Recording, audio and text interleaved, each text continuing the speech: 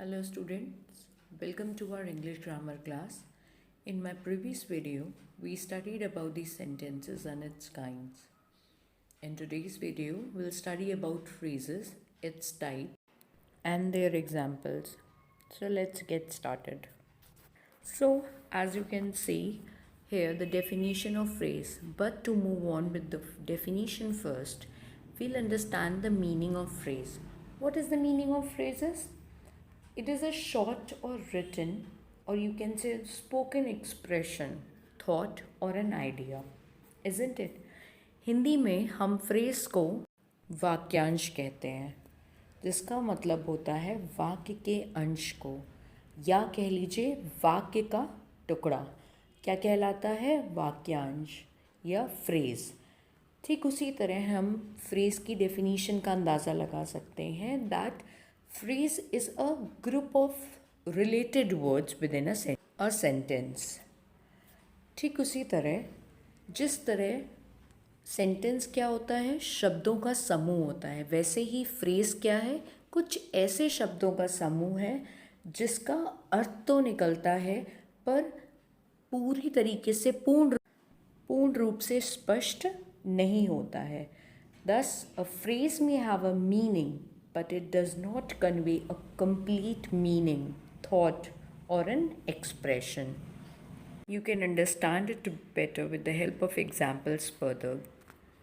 As first example is given here, on the table. अब यहाँ पे on the table समझ में आ रही है कि हम टेबल पे रखी हुई किसी चीज़ की बात कर रहे हैं, but we are not clear about it.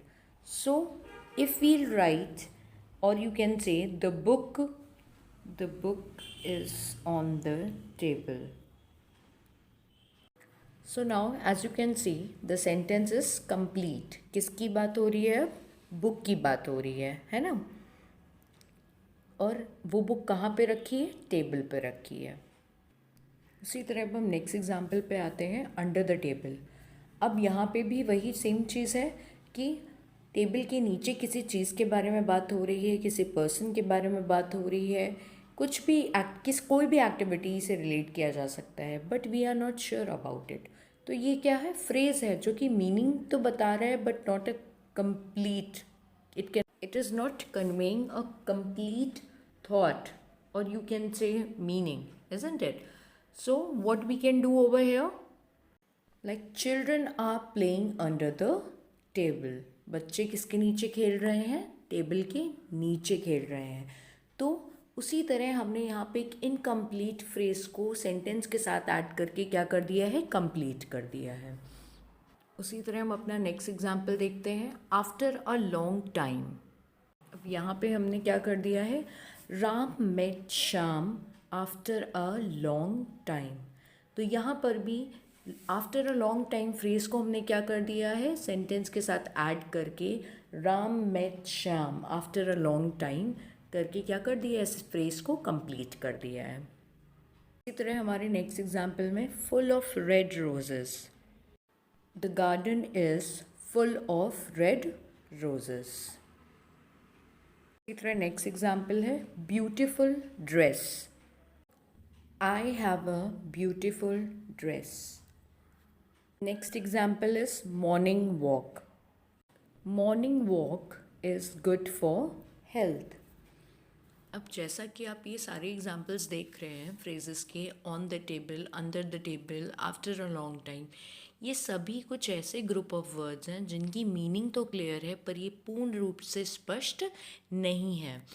लेकिन वहीं पर अगर हम इन फ्रेजेस को कुछ सब्जेक्ट्स के साथ या कह लीजिए कुछ वर्ब के साथ ऐड करते हैं तो ये एक कंप्लीट सेंटेंस तैयार करते हैं, और तब ये सेंटेंस क्या होते हैं? हमारे सामने मीनिंगफुल प्रेजेंट होते हैं, इजंट इट? अब जैसे कि हम यहाँ दिए हुए एग्जाम्पल्स की बात करते हैं, the book is on the table, जिसमें बुक हमारा सब्जेक्ट है, इज़ हमारा वर्ब है और ऑन द टेबल हमारा क्या है? फ्रेज है. नेक्स्ट है, children are playing under the table. Children subject है, आर प्लेइंग वर्ब है, अंडर द टेबल हमारा क्या है? फ्रेज है. तो इस तरह हम कह सकते हैं कि हम अगर फ्रेज में सब्जेक्ट और वर्ब ऐड कर रहे हैं तब ये क्या कन्वे कर रहा है, एक कंप्लीट थॉट या एक कंप्लीट मीनिंग कन्वे कर रहा है हमारे सामने। तो हम कुछ बातें फ्रेज़ के बारे में और समझ लेते हैं कि phrase is a group of related words with in a sentence. Phrase क्या है, कुछ शब्दों का समूह है सेंटेंस में। फ्रेज़ में नॉट कंटेन अ सब्जेक्ट और अ वर्ब और both.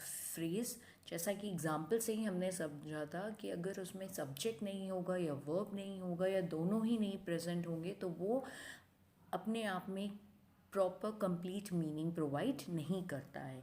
It means that it can not stand by itself alone, यानी वो अपने आप में कंप्लीट नहीं है। It can only convey the meaning but it can not convey a complete thought और एन एक्सप्रेशन।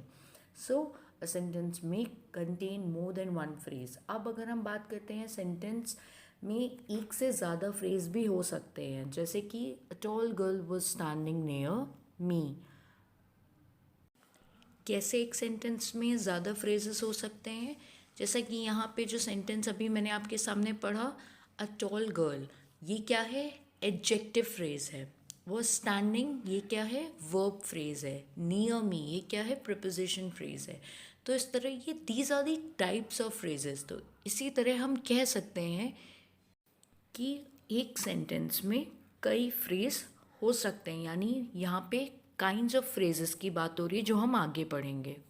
अब जैसा कि आप यहाँ पिक्चर देख पा रहे हैं, यहाँ इस पिक्चर में आपके कितने फ्रेज के काइंड्स दिए हुए हैं, 5। Okay, the like first one is noun phrase. Noun phrase जैसा कि आप पिक्चर से भी समझ रहे हैं, the tiny mouse. Mouse what here is representing noun, तो ये कौन सा फ्रेज हो गया आपका, noun phrase. Second is verb phrase. इसमें क्या दिया हुआ है, वॉज रीडिंग, तो ये क्या है, वर्ब है। ठीक है, ठीक उसी तरह एडजेक्टिव फ्रेज, वेरी टॉल, क्या शो कर रहा है, एडजेक्टिव शो कर रहा है, विशेषता बता रहा है, तो ये कैसा है, क्या है, ये एडजेक्टिव फ्रेज है। एडवर्ब फ्रेज, ओनली ओकेजनली, क्या रिप्रेजेंट कर रहा है यहाँ पे, एडवर्ब, ओकेजनली एडवर्ब रिप्रेजेंट। और लास्ट हमारा क्या है, प्रेपोजिशनल फ्रेज। प्रेपोजिशन में क्या फिर शो कर रहा है, ऑन द टेबल, तो किससे स्टार्ट हो रहा है, ऑन से स्टार्ट हो रहा है ना। तो इस फ्रेज में क्या है, प्रेपोजिशन। इनकी डेफिनेशन से हम इन्हें बेहतर समझ सकते हैं, जैसे कि नाउन फ्रेज वो ग्रुप ऑफ वर्ड्स होते हैं जो किसकी तरह एक्ट करते हैं, नाउन की तरह, है ना। ऐसे ग्रुप ऑफ वर्ड्स जिसमें नाउन रिप्रेजेंट हो रहा हो।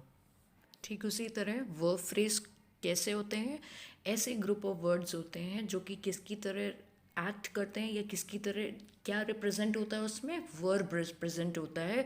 वो फ्रेजेस क्या होते हैं, वर्ब फ्रेज। अब यहाँ पे हम एडजेक्टिव की डेफिनेशन से तो क्लियर होंगे ही। एडजेक्टिव हमें क्या बताता है, नाउन की विशेषता। तो जो फ्रेजेस हमें नाउन को मॉडिफाई करना बताते हैं वो हमारे एडजेक्टिव फ्रेजेस होते हैं। उसी तरह हम एडवर्ब फ्रेज को समझ लेते हैं कि एडवर्ब फ्रेज ऐसे फ्रेज होते हैं जो किसका फंक्शन परफॉर्म करते हैं, एडवर्ब का। जैसा कि आप समझ चुके होंगे यहाँ पे दिए हुए एग्जाम्पल से कि नाउन फ्रेज में किसकी बात हो रही थी, एक नाउन की। वर्ब फ्रेज में फ्रेज कैसे एक्ट कर रहा था, एक वर्ब की तरह, वॉज रीडिंग। एडजेक्टिव फ्रेज में क्या बताया जा रहा है, नाउन की को क्वालिफाई किया जा रहा है। एडवर्ब फ्रेज में क्या बताया जा रहा है, एक्ट एज एन एडवर्ब। और नेक्स्ट है हमारा प्रपोजिशनल फ्रेज। तो ये भी क्या है, फ्रेज क्या मैंने बताया कि कंप्लीट थॉट तो होता नहीं है। ठीक है, दूसरी चीज़ मैंने क्या बताई कि जो प्रपोजिशनल फ्रेज है आपका, ये आपके अदर पार्ट ऑफ स्पीच जैसे कि नाउन, प्रोनाउन, ठीक है, you all know what part of speech are, and इन पार्ट ऑफ स्पीच को क्या करता है, मॉडिफाई करने में हेल्प करता है। And the third point is that it begins with a preposition. This phrase always begins with a preposition. जैसा कि आप एग्जाम्पल में देख सकते हैं, ऑन द टेबल, ऑन क्या है आपका, preposition। तो ये फ्रेज किससे स्टार्ट हो रहा है, preposition से। I hope you understood this video. Thank you.